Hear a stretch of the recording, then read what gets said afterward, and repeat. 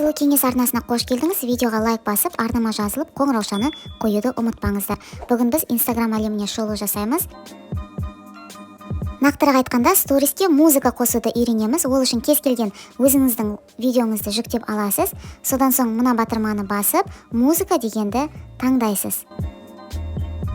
Әрі қарай барлығы оңай, өзіңізге ұнайтын әнді таңдайсыз. Мен үшін бұл бүгінде Мирас Жүгіністің «Қолымнан ұста, ұшам десең алысқа» деген зымыран әні маған өте қатты ұнайды. Әрі қарай кеттік. Бұл жерде осы әннің сөздері шығатын бірнеше түрі бар. Міне мынау екінші түрі жазып жатқандай көрінеді. Содан соң келесі үшінші түрі де бар. Мінекей. Және төртінші түрі. Өзіңізге ұнайтын кез келген нұсқасын таңдап аласыз да үстіндегі «Готово» деген батырманы басасыз. Осымен жалпы сіздің сторисіңіз дайын. Әрине, стористі өз талғамыңызға әрі қарай әрлеуге болады. Яғни осы батырманы баса отырып жазулардың түсін өзгертуге болады. Міне, өзіңізге ұнайтын кез келген таңдап аласыз да, кез келген түсті де таңдап алсаңыз болады. Мен жасыл түсін таңдадым.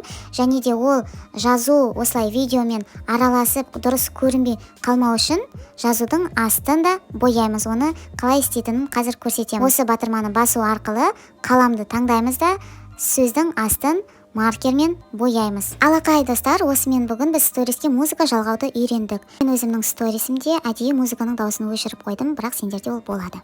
Видеоға лайк басып, арнама жазылып, қоңыраушаны басуды ұмытпаңыздар. Сабақ пайдалы болды ма, сол жайлы пікірге өз ойыңызды қалдырыңыз.